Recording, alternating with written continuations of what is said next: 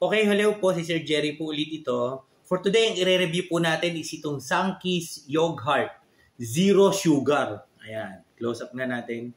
350 ml. Sparkling yogurt flavored drink. Drinks po siya, no? Na yogurt flavor. Okay, so ito po i-review natin. Titignan po natin ito kung pwede po ito sa ating mga diabetic kasi zero sugar. Sige, so umpisan po natin. Checkin po natin yung aking sugar.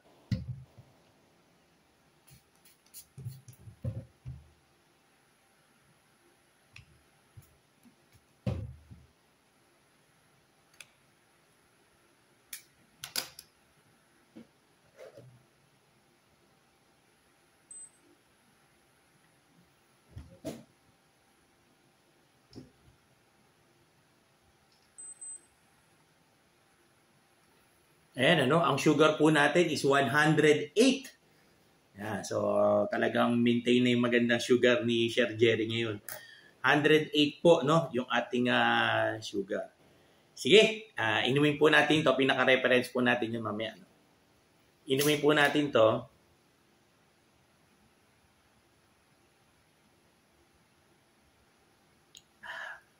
Medyo malamig po. O hindi po medyo malamig po talaga.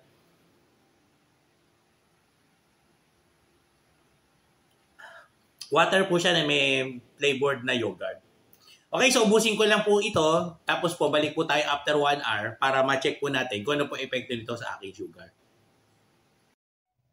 Okay, so habang naghihintay po tayo, baka gusto nyo pong may mabubuting puso po dyan na mag-donate po sa atin, ating glucose strips, tsaka lancet na magagamit po natin sa ating review. O kaya baka meron po kayong i-request na review.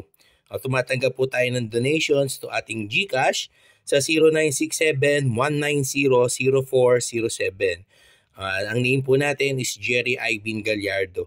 Doon lang po sa mga gustong mag-donate po para sa ating ikasasucess ng ating review channel dito po sa YouTube. Okay, yan po yung ating GCash number.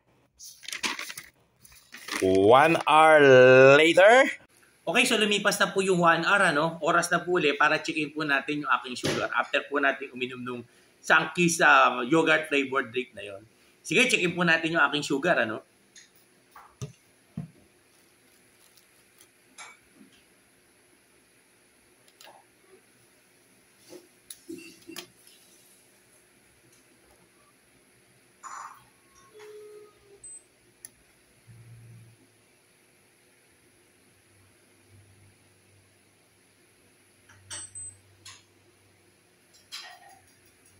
Ayun, So, kanina po, 108 ang aking sugar. Ngayon naman po is 117. So, tumaas lang po siya ng 9. So, okay po pala yung drinks na yun, Talaga po sigurong zero sugar siya. Masarap na, flavored yogurt pa. Kung minsan naboboringan na po kayo sa tubig, pwede po siguro siya, So, ang review po natin sa Sunkist yogurt drink na yon is okay po siya, low. So, pwede po siya sa mga diabetic. Sige, ito po si Sir Jerry. Hanggang sa susunod po na video.